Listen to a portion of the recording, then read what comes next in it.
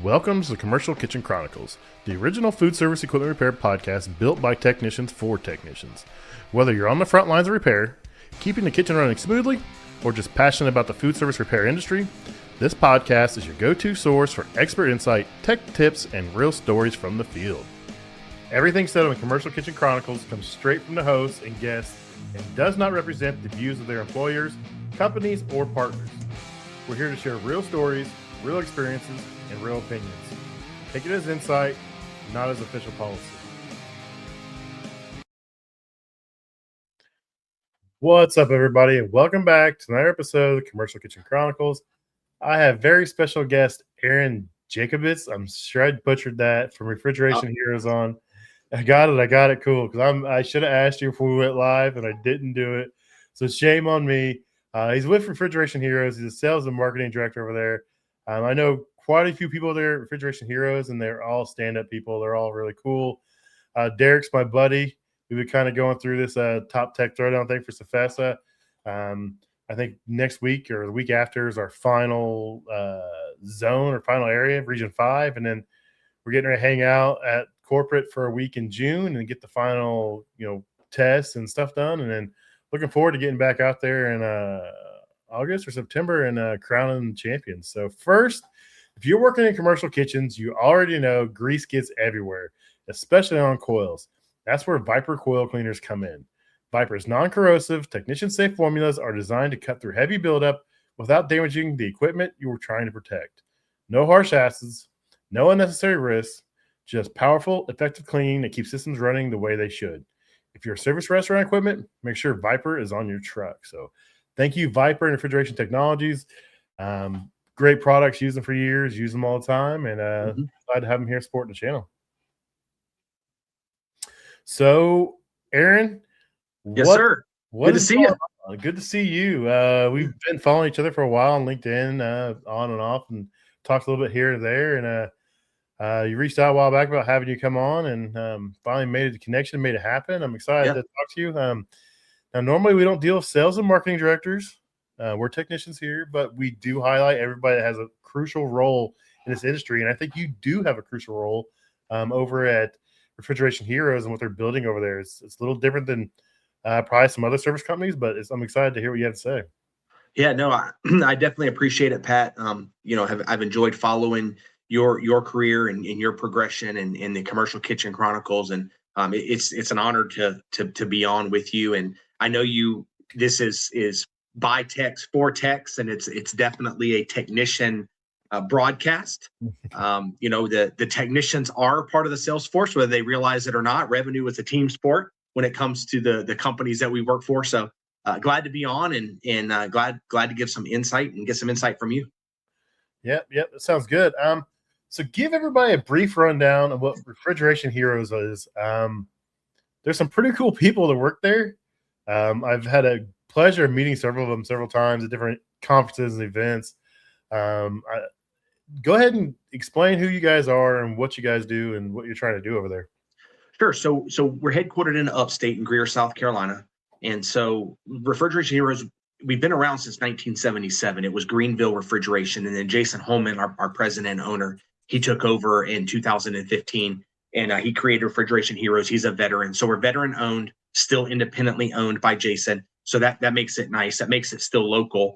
And so everything from your refrigeration to your hot side cooking equipment to HVAC. So what I like to say is, if it's cold and needs to stay cold, we do it. If it's hot, needs to stay hot, we do it.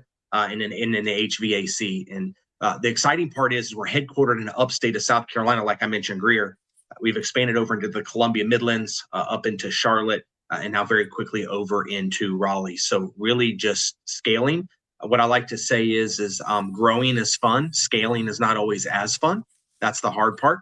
But we are very we're very systematically and strategically scaling to not only service offerings, Pat, but also to the geographic areas that we cover. That's cool. That's a jumping area over there. There's quite a bit of stuff over there. Rich has actually joined us. Looks like from Rich, the service truck. What's up? Hey, man, my guy over there. Yeah, sorry for being late. I played nap roulette and almost overshot the podcast. I closed my eyes for 20 minutes, and then my wife was waking me up. It's time for the podcast. I'm like, oh, snap. Well, man, thanks for joining. Yeah, man. Glad to have you on. Yeah. Yeah, The funny thing is, I almost worked for Refrigeration Heroes when I first moved to the area. They were the first company to make me an offer. Yeah, I actually heard a similar story. I know that Jason and Derek, and before my time, I know they think a lot of you. They did, and they still do think a lot of you. And we've all been very impressed with the success you've had with going out on your own and what you've created. So that's no surprise that they made you an offer, because you are definitely the real deal, my friend. I try to be. Appreciate that. Yep. Yeah, it's always cool hearing some stories that Rich has about, moving up to Florida and coming up to that area, and some opportunities he had, and he's made the best of what happened out there. I mean, he's killing it out there. I'm really proud of him. Waiting for him to branch out to Indiana. I'm just kidding.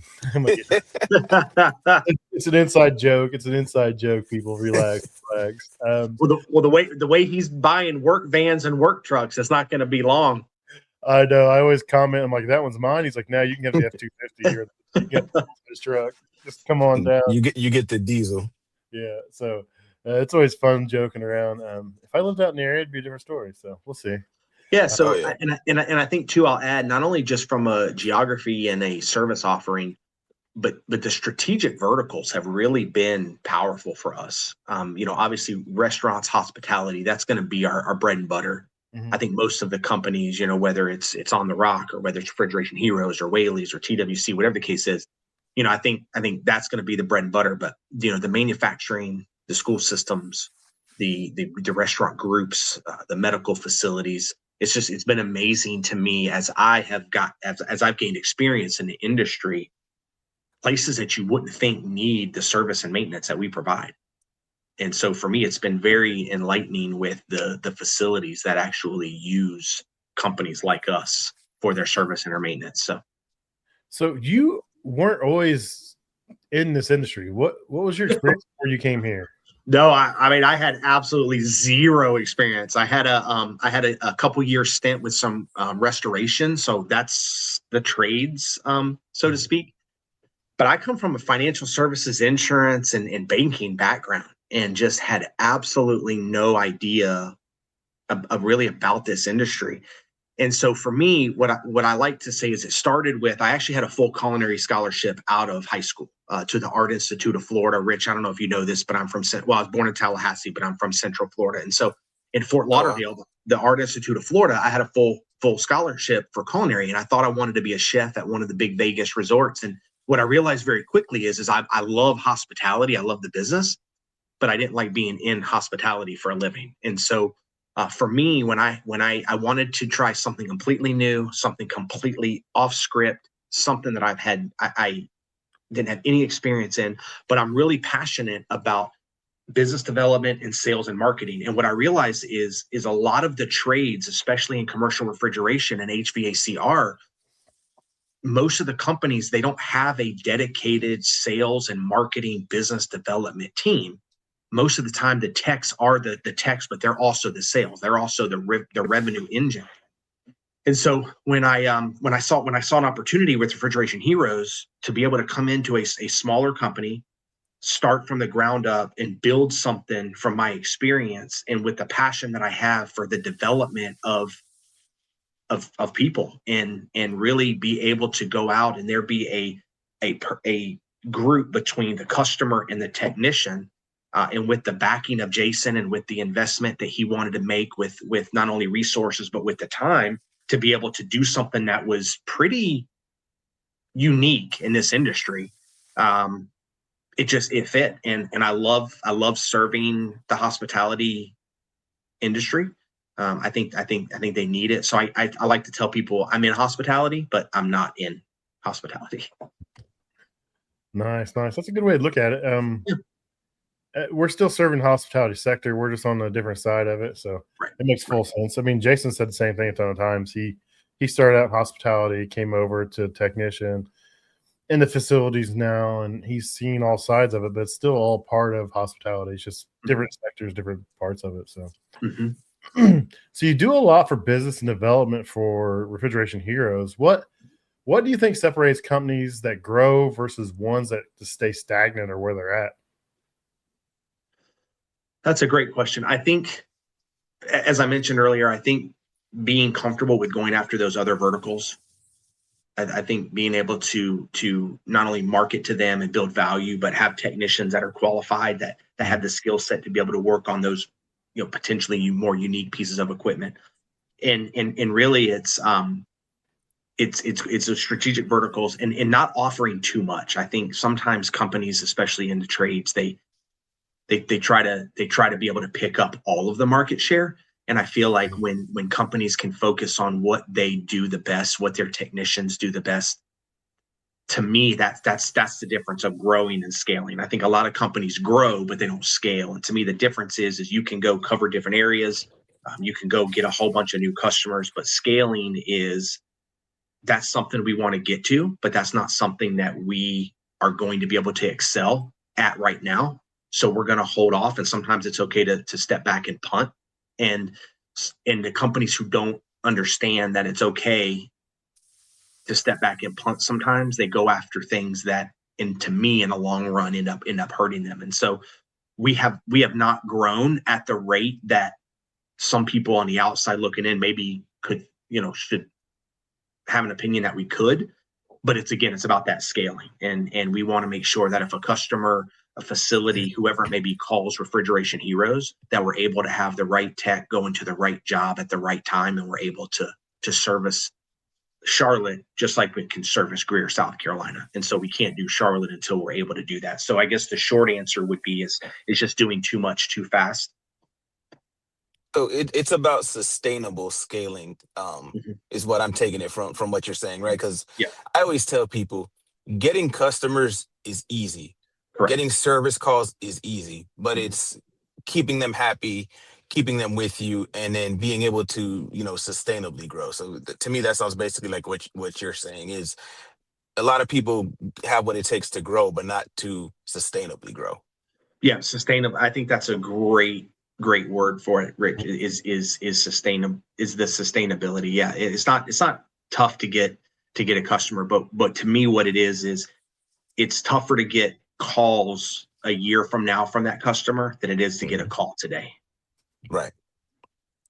Yeah, that's a great way to look at it. I mean, you can throw anybody into something, but whether they're going to be comfortable doing it or whether they're going to be successful doing it is a major reflection on your company and your business. And you want to make sure you have those key components in those key places and not take on more than you should just because you want that market. You got to be prepared to handle it correctly and effectively. And the thing that I'm going to be completely transparent with this. Probably the toughest lesson I had to learn the quickest in getting in this industry. As a business development, as a sales and marketing person, it did not take me very long to realize that not every place, every customer is your right customer and is a good customer. So I think the sustainability to be able to serve the right customer, but also not every customer is the right customer. And I didn't realize until I was in the industry for a handful of months that not every facility, not every location, not every customer that calls is it a good idea to continue to service? And I don't know if you guys have experienced that, but that was tough for me. But when you realize that is the case, I think it goes back to your question, Pat, about where companies make mistakes. And I think companies who serve every customer who calls can be a mistake and can affect that sustainability that we talked about. Yeah, that's true. That's true. Sometimes I wish I was with a smaller company where I could afford to or get away with firing a customer some days. So uh, I know Rich had some troubles last week or week before when he was just to the point where he's like, I don't want to deal with these people anymore. Like, it's not worth the headache. Like, the work they give me is this. I don't want to deal with this anymore. So I fully understand where that comes from. Unfortunately, I don't get to make that decision where I'm at. So I'm just kind of stuck with it. I do my best to get someone else to run that customer and not me. So. and one of the things that I've learned, just to kind of add on to what Aaron was saying, is the customer may have been good for a certain amount of time, but just because they were good for you last year doesn't mean they're good for where you're headed now. In my case, there's several people, and I'm grateful that they helped me get started. But just the way they want things done doesn't flow with the way that I'm doing things over 2 years later. And I think a lot of times we fall into what they call the sunk cost fallacy.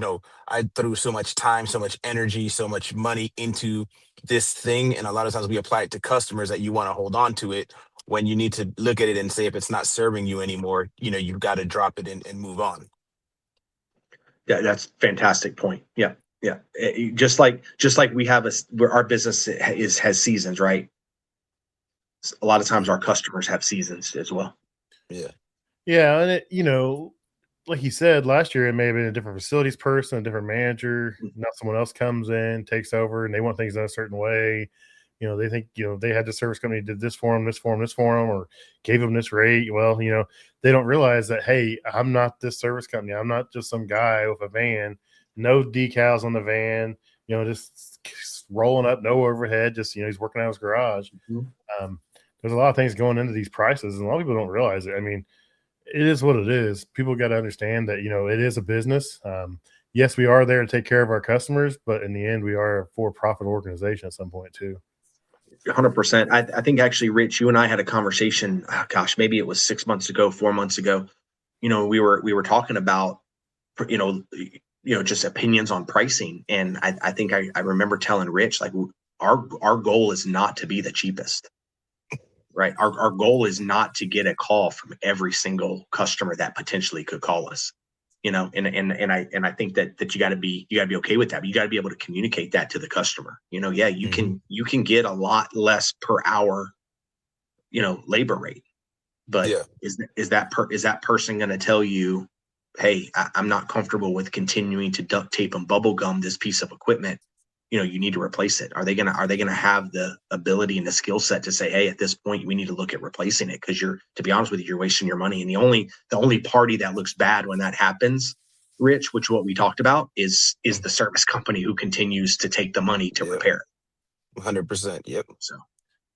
So how long have you been at Refrigeration Heroes, and how big was it when you first started versus what it is now? So I've been right under 2 years. And when I started, I had myself and I had Brittany, who was in customer success. And then we had a gentleman by the name of Matt, who was, he had been there for a little while, kind of trying to find his footing. And so now my personal department and team is 8. Okay.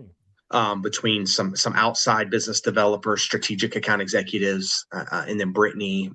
Brittany's heading up our business development representatives, which is more on the inside. So they're handling a lot of the non-strategic accounts, where the strategic account executive, right, go figure, makes sense. They're handling a lot of those, that new business and that strategic. And we are up to, gosh, I'm pretty sure on Tuesday, 45, 43, 45 as a whole, which 23 of those are going to be technicians. So that's a pretty good group you got there. yeah, exciting. It's exciting to be able to grow as a company, but then also as a department. Nice. So we're talking about size and stuff, and the reason I ask that is because at what point do companies need structure versus just trying to figure it out? I mean, we've all seen one guy, trying to figure it out and just never really does. And then you see a guy like Rich that started off, just him and his kids helping. He's building things slowly but surely. At what point does someone say, hey, I need to figure this out? And it's not just, I need to figure this out and get some structure. Let's unpack that a little bit. Are you asking when do they need to look at having a dedicated business development team, or are you talking about as a company as a whole? Can you maybe unpack that a little bit? Maybe like there's a guy, maybe it's him and another technician he has, and they're just kind of winging it. But at what point is just winging it not enough? Like when I'm trying to word this little delicately, but when is just winging it not enough? Like you got to start figuring things out, putting a plan in. Like, what do you really want out of something? I guess that's probably more of a question for Rich, honestly. I guess he started there and he's just going. So I mean, I can tell you when a company needs to start looking at dedicated a dedicated person or persons to go acquire that right customer. Yeah. But as far as when do they look? Yeah, I agree. I think this could be kind of a two-parter. So, Rich, we can start with you from your side, and then if you want me to circle back with when do I think a service company needs to look at possibly dedicated like business development, I can. Yeah, that'd be cool because I do want to hear what you have to say about that. Yeah. But to answer what I think Pat's overall question is, um, you need to stop winging it the day you decide that you don't want to be a 1 or 2 man show, regardless of where you are at in the hiring process, in the growth process. And some of this I'm learning because now we're learning, certain things the hard way. Like I did so much stuff in my head that now it's like I can't do it all, and I need somebody to, know how to do an estimate or how to do parts orders or whatever. And it's like crap. Now that we're overloaded, I'm trying to delegate that stuff where from day one I should have been teaching people that. So I tell guys now that are starting, especially if they're like, yeah, I'm in the truck and my wife's in the office. Well, teach your wife how to do parts orders and estimates and all that good crap. Because if you have the desire to grow, and it takes off, it sucks playing catch up. So the day that you decide you want to be more than one guy in a truck is the day you need to start learning about structure and systems and all that stuff. Yep.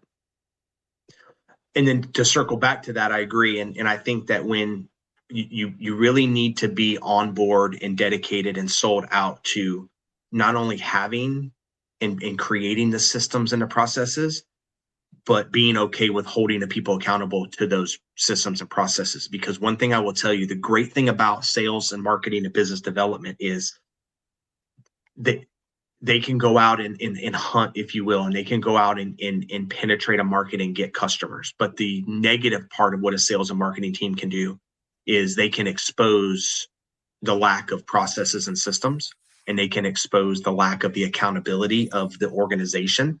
And so that's something that I'm proud of, is between systems and processes and the permission from Refrigeration Heroes as a whole, us as department heads and us as leaders, to be able to have real conversations, to be able to have accountability with each other, and the opportunity to be able to create these processes and these SOPs and all of these things that we have. It really, that alignment is really where you start to see that succeed. I mean, I think we've all seen organizations that have brought on a sales and marketing team too quickly. And I think we've seen organizations who brought something like what we do on too late. And so I think it has to be that happy medium. But I agree with Rich. It's about the processes and the systems. Yep. That's a good point. I don't know. It's just a lot of guys always ask, like, hey, when should I take it serious? I'm like, man, if they ask me, I'm like, dude, the day you quit your job went on your own is the day you take it serious. Like, Yeah. like, I don't know about you, but I don't have expendable income where I can just play around with this. Like, oh, it ain't gonna work. Like if I was gonna do that step, do that jump, it's gonna be serious before I quit my job. It's gonna be serious for the months leading up to it. I mean, was talking with Rich when he started, talking about what he was doing with Jason and myself, and he had plenty of people behind him. He had some of the greatest mentors he could have along the way. And I'm sure he still has coachings with Josh, and he talks to Rich Malachi and the Mealers and everybody else he's dealt with, Corey. I mean, everybody's dealt with for the last couple of years. You got to take it serious. I mean, it's no just, I'm going to quit my job and do this. Well, yeah, you might want to think about that before you do it. Yeah. So let's talk about sales a little bit. I'm a technician. I hate the word sales. And it's not because of what it is. It's because service industry has such a negative connotation when it comes to sales. I mean, we look at these home service companies, and if it's more than an air filter or a motor, a fan motor or something, they're trying to sell them equipment, and they pay the technicians little amount of money and then upsell to get your bonuses to make all this big money and stuff on the backside. And luckily we're not that way in what we do. But sales just seems like a bad word in any service industry. And I think we really need to change that. And there's some things we could do to change that, but what's your outlook on it, and why are people thinking wrong when they talk about sales? That was actually going to be my next question. So you read my mind there, bro. Yeah. So actually, we're in the process. It's interesting. I've got to submit a couple of options. So I definitely would love both of your opinions. So we're actually changing my title. We're changing my department because actually our technicians are the one who came to leadership and said, technicians do technicians things, and I think there's a negative connotation with quote unquote sales with technicians. And so they said, hey, if we're at a location, we want to be able to tee it up for you, but I just have an issue with saying I'm gonna have somebody from my sales department call you. It just sounds a little cringy. And so we're actually in the process of changing it. And that's why you've noticed I've leaned more into the business development piece to that, because that's really truly what we do. And what I mean by that is we have our customers have the equipment. It's going to break. Most of them are going to have to call somebody. It's just, are they going to remember Aaron or Tom or Brittany, or are they going to remember Refrigeration Heroes when that happens? And so it's because we don't really sell a widget. I mean, we have a maintenance plan. So I kind of consider that, hey, here's a quote unquote something tangible to sell, but still it's really not. And so because of that, we don't really sell a product. And so I agree. I think getting away from the sales title of it and that negative connotation is important. Mm-hmm. But I think there's a piece of it where we have to do the right thing for the customer. And sometimes the right thing for the customer is having a tough conversation. Yeah. And a tough conversation, meaning, like I said before, this really needs to be replaced. You're welcome to call somebody else if you'd like to, but we can't put Refrigeration Heroes name behind this, because 2 weeks from now, there's a chance it's going to be down again, right? And then you're going to call us and say, hey, you were just here. I paid $1,000, this and that. And it's one of those things. So I think what we sell, and this is what I really try to ingrain in my team and as a whole, because like I said before, revenue is a team sport. It's not just on sales. It's not just on business development. It's not just on the technicians. It's not just on accounting. It's not just on dispatch and operations. It's on everybody. And so with that said, it's one of those things where, because it's a team sport, we all have to work together, and changing that sales, I guess, moniker you would call it. But really what we do, Rich, is we sell the next steps. So here's where you are. Here's your current situation. And what we sell, if anything, is the next steps to, okay, you're looking for a new vendor option. You're looking for a backup plan, especially when the summer hits. Great. What do we need to do to make you comfortable with that onboarding process, so that if for some reason Rich can't get out and he's 4 walk-in deeps in July and you do need somebody, like, what does that look like? And so I think if we can get to developing not only our business as Refrigeration Heroes, but developing their business as well as the customer, I think a lot of that negative connotation will start to dissipate. Yeah, I know, as a technician, I look for ways to add value to my customer while I'm on site, and I've always been that way. I've worked for companies in the past where you get bonuses based on your percentages and numbers, and luckily, it's not that way where I'm at now. And I don't really care for that model, because I think it creates incentives for bad techs or lazy techs to do bad and lazy things. I've always been a person where I only fix what's needed. Yeah, I may order an extra part because I'm kind of questioning it, but most of the time, if that part's not bad, it goes back. And I've had people question, why do I send stuff back? I'm like, well, I'd rather have it just in case than have to wait and order it again. So my outlook on sales is, if I'm on a customer site and I'm there working on a combi oven, I look over at the cooler and I see water dripping out the front, or I see a door gasket's hanging off, or I see a broken sprayer on a spray arm or something. That's the stuff I look for to help my customers. Hey, I'm already here. I can take care of that. I can create a work order. It's going to save you on that trip charge. It's going to save you this and this and this.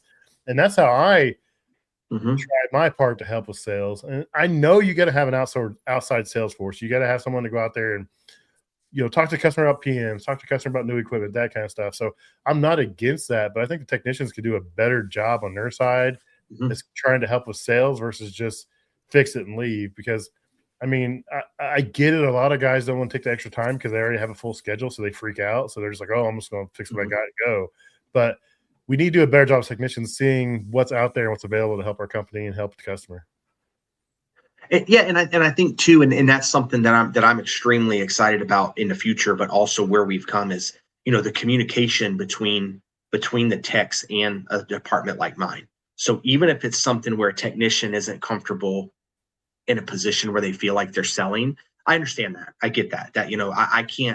I can't go put in a compressor and they don't necessarily, they're not comfortable with some of the conversations they have with customers. But I think being aligned and having the communication of, hey, Aaron, I was here, here's what I found, putting kind of the ball on the tee, I think is a good middle of the road. And then really too, companies that have a business development force or a team, or whether they don't, really the circle of influence partners is really, to me, the biggest difference as well. And that's the companies who maybe we have customer crossover, but we go after the same customer, but we go after them for different things, and we can work together, right? So, for example, we don't clean hoods. We fix the hoods, but we don't clean hoods. So, when you talk about Kitchen Guard, they're a tremendous partner of ours. Something like seals and gaskets, seal solution, a way to be able to partner with another company where we can both help each other, but most importantly, we're helping the customer. To me, that's important. So if a company doesn't have a sales force, they have their technicians, but really they do. And if you can partner with companies who call on the same customer, but there's no stepping on each other with what it is that you do, I think can be important as well. Rich, you got anything to say about that? I mean, it's all good stuff. I mean, I think the biggest thing is when it goes to the concept of sales and technicians hating sales and whatever, at the end of the day, I think it's more about education, because we're all selling 24/7. You know what I mean? Mm-hmm. The thing is that selling isn't like that pushy, sleazy, 1985 greasy car salesman thing that we think it is. You know what I'm saying? Right. But I mean, like I tell people, like one of the things customers love about us is our communication. Well, that's selling. The fact that we communicate clearly, the fact that we have a procedure of greeting the manager, checking out with the manager, every step, customer knows what's going on, transparency, all of that is sales. And I think that, it's technicians need to start actually learning what sales is before they automatically trash it. Because as well as I do, Pat, technicians trash anything that they don't understand, and they won't learn about it. You know what I mean? Look at press tools, look at digital gauges, look at everything else that technicians are bashing all day long, because it's out of software, but it's out of ignorance instead of learning about a subject. Well, they do the same thing with equipment. They don't understand a piece of equipment, they never work on it, and they work on it one time, it's a piece of junk because they don't understand it. I'm like, it's not the equipment, it's you. Chill out, figure it out. Can I be so courageous to say this, though? I also think that on the flip side, I think that folks in my role, in the people that I lead, and the people that are driving that business development piece, we also have to realize that, and again, this is just my opinion. You can tell me if you disagree. Most companies can do without a sales and marketing team. No company can do without. They can't do without techs. Oh, 100%, yeah. And so I also think that a lot of times the sales side, they don't understand that what we're selling and what we're promising and what we're committing to goes right back to that technician. So I agree with you, but I do think it goes both ways. And I think that we also have to understand that we can go out and say and do and network and promise and be correct, but none of that happens without the technician. Right. Yeah, technicians got to have faith in their salespeople. You got to be able to say, "Hey, I got this lead. Can you follow up with it?" There's no worse feeling than going out to a customer and they ask about PM program. You explain what we can do, what we can offer. It's like, "Hey, can you have your salesperson reach out to me?" And then they, 2 weeks later, you're back on the customer side. "Hey, no one ever reached out to me, dude." I'm just like, dude, that fires me up, because dude, I took the time to explain this. I handed you this precious little baby here, and you just chucked it in the trash and went on to something else. Mm-hmm. And that just, boy, that gets me fired up, dude. Because that's the other side of sales, right? Like me and you and a lot of people we know are big on taking care of the customer. Thankfully, like my team loves to take care of the customer. And another, that's the other side of sales is actually, learning what the customer's need is and meeting it the best way possible. So let me ask you both this, if I may. We're going to flip it here, and I'm going to ask you a question. Almost 2 years into this, with a growing and scaling company, what would your advice be to me and to anybody watching the broadcast?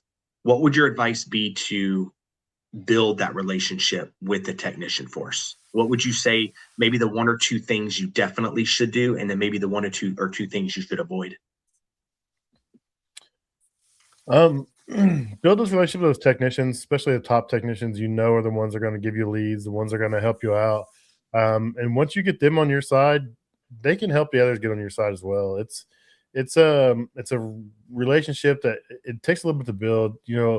I'll just say it, like technicians versus office, like a lot of times that's a wild relationship. The office doesn't see what the technicians does, but they think they can tell the technician what to do. And then the technician doesn't see what the office does, and they think they can tell the office what to do. It's just like back and forth. I mean, we're all on the same team. We're all trying to do the same goal. We're all trying to reach the same finish line. But unfortunately, there's that stigma. It's office versus techs or techs versus office. And, your role, you can get out in the field and you can see what technicians are doing and help build those relationships. I think just building a relationship with the technicians to let them know that you are on their side. You're trying to help get work. You're trying to take care of their customer. I think it goes a long ways. Yeah, and I say, and I always tell this to anybody who wants to know how to have good relations between, anybody that's administrative and the technicians or whatever, is just cut the bullshit. I mean, we can smell bullshit 4 miles away. You know what I mean? As a technician, just be straight up with the techs you want to build a relationship with, and most things will work itself out. Yeah, dude, I had that conversation with my dispatcher this week.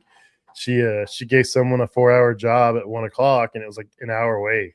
And it was like putting them 2 hours from their house. I'm like, you wouldn't do that to yourself. Why are you doing that to them? She wouldn't even look at me. She turned her head and looked the other direction. I'm like, I know I'm right, and you do too. And I just walked away. I'm like, you wouldn't do that to yourself. Like, come on, it is. And I wasn't beating her up. It's just like, you got to think about the technician's point of view. And most of my technicians will just do it and not say nothing, but in the back of their mind, it's eating them up, it's burning them up the whole time they're driving there, mad at her, they're cussing her, and I don't want that. And I think if they could just think about what the technician goes through instead of just clear my board, I got stuff to do. Don't worry about so. Mm-hmm. Mm-hmm. Well, and I think too, the longer they go without saying something, the more dangerous it is. Oh, 100%, dude. I do. Rich has heard me blow up in our group chat several times because I won't say nothing.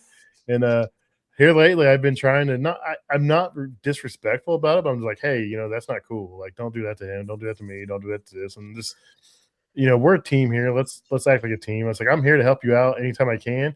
I said, but when you do stuff like that to me, that makes me less likely to want to do a favor for you. Mm-hmm. And I think it's the Muellers that do that ride along, where like an office person will ride with a tech, and then a tech will have to do office work to kind of get that see what everybody else is going through.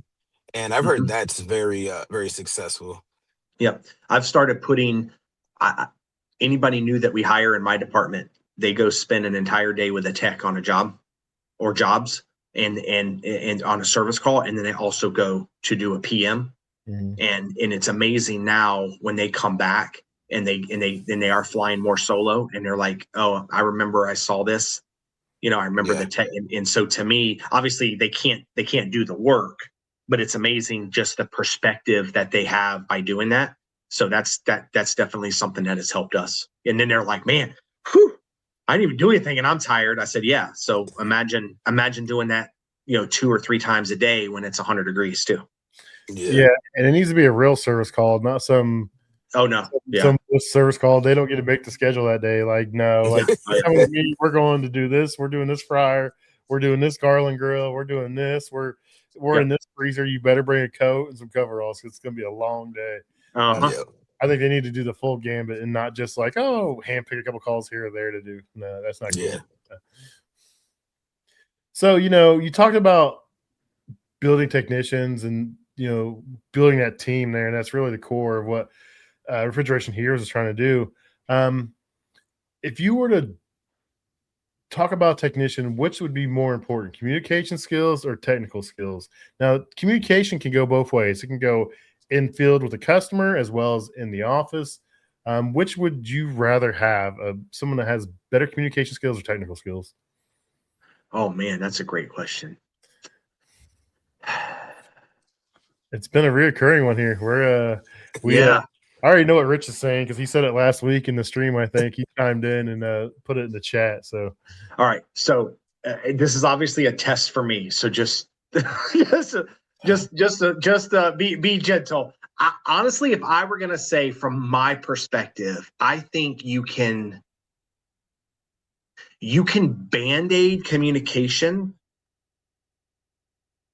But if you have technicians that are skilled to do jobs that separate you possibly from other companies, I think that would be maybe a little bit more important, because I think you can put in some processes and systems to be able to help with possibly the struggle with communication.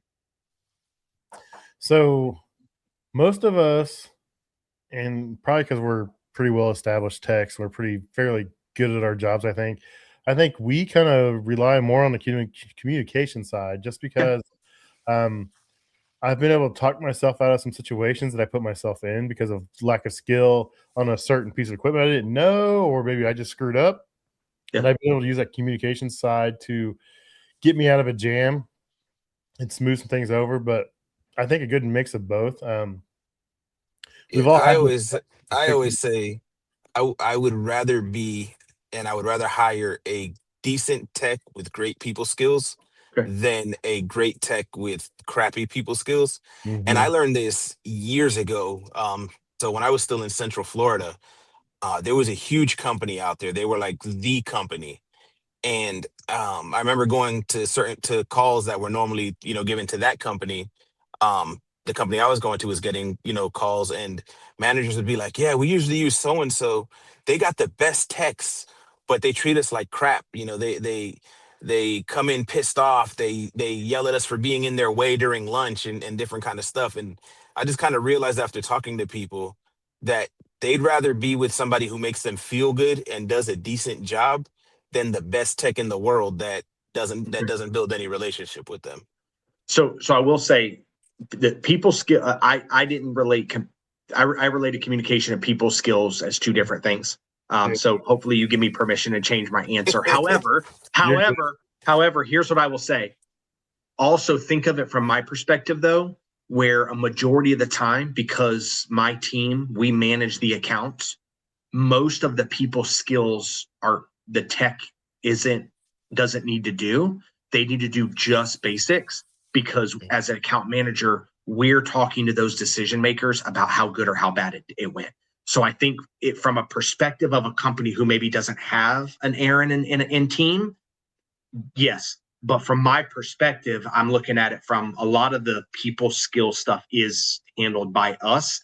But yes, less qualified, better basic people skills. Yes, I would agree. When I looked at communication, I meant communicating the things that like my team would communicate with. So yeah. Which that's the thing too, right? Everything is a matter of perspective, because you guys are set up the way you're describing it way different than probably 90% of service companies in this industry are set up. So and also I'll tell you, this is the only perspective that I know. Yeah. So it really wasn't fair. That's it, right? So all right. So Pat, do me a favor. Ask me that question again. What's more important, communication skills or technical skills? And communication. I tell you what. Yeah, I take half the ability of the tech and better communication and people skills if they don't have Aaron and team.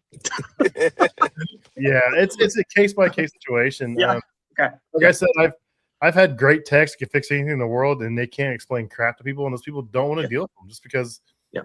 And like, well, he was grumpy. He looked mad. And sorry, Greg, good thing you're retired, so I can say this now. But like, they'd be like, the old guy with glasses, bald head. And I was like, Greg, well, did he fix it? They're like, yeah, but he was mean. He didn't want to be here. And I'm like, he's probably the best tech we have, but okay. I was gonna say, and us as technicians, especially as younger technicians, we're like, that's the guy you want here. Like Exactly. he's the guy I'm calling to get me out of a jam.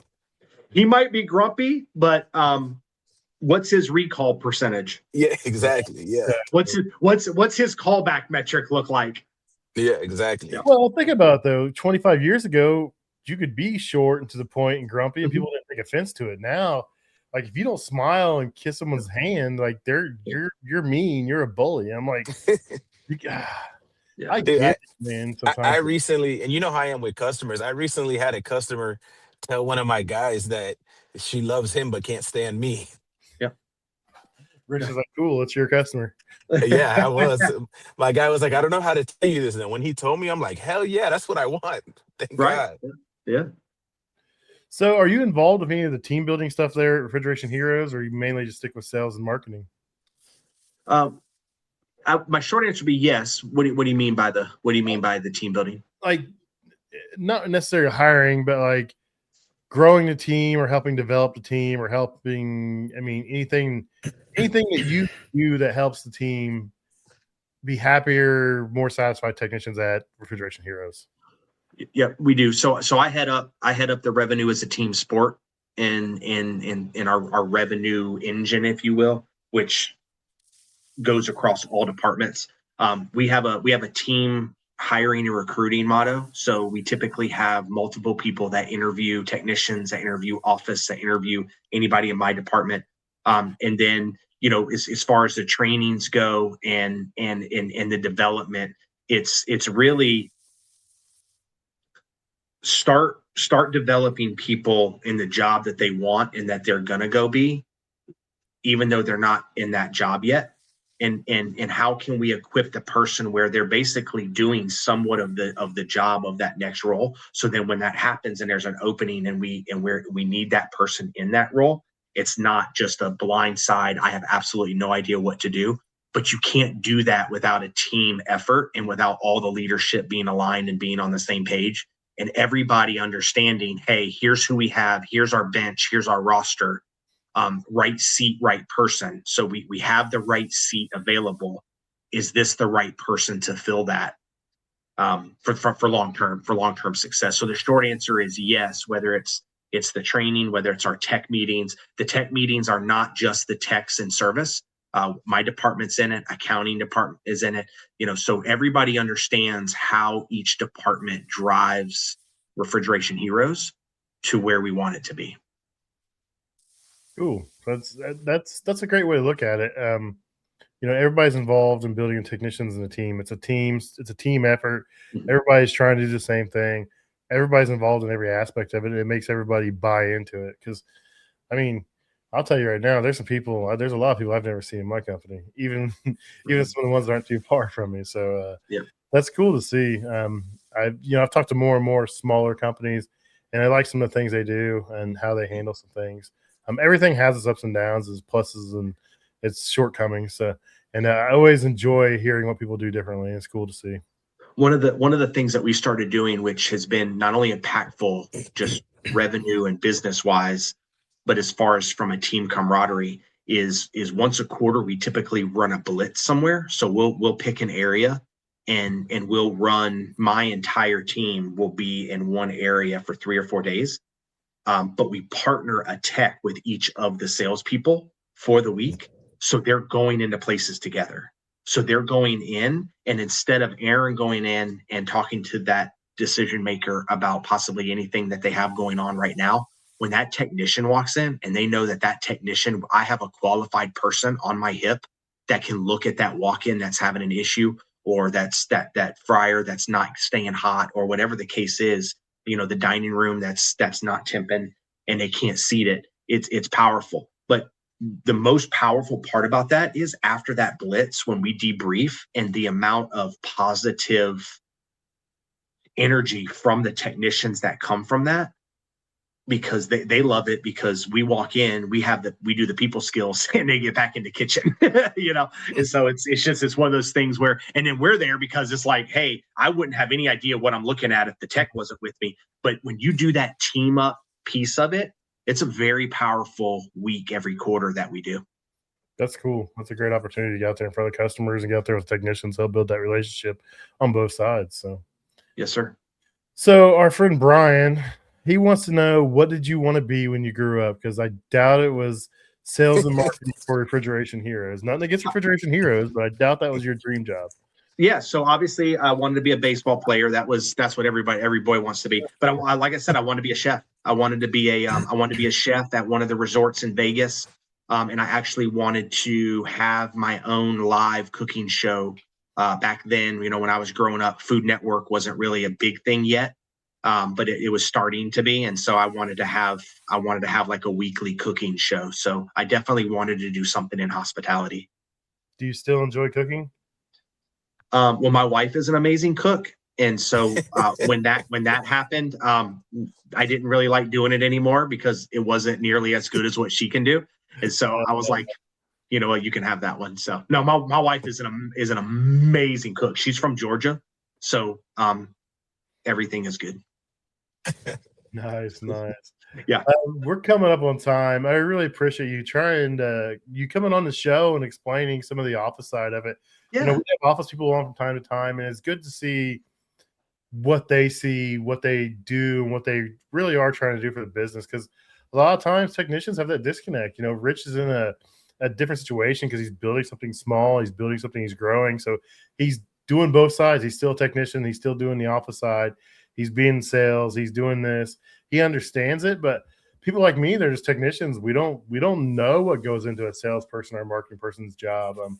It's great to hear your side of it, what you're trying to do for the technicians in the field and for the office alike and your customers. So I really appreciate you coming on and talking about that. No, Pat, I appreciate the invite. It was definitely something long overdue. Glad to be here. Rich, thank you so much for joining us. Even though I can't see you anymore, you still there. Luckily, you have bright green in your colors with your company as well. I'll be able to see you.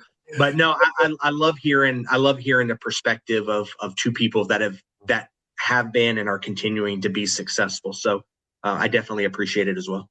So where can people find you at? If they want to connect with you, Refrigeration Heroes, where can they find you at? I know where I connect with you at, and I will link your LinkedIn and the Refrigeration Hero stuff to this episode when it comes out, because I appreciate Derek and the crew and everybody over there.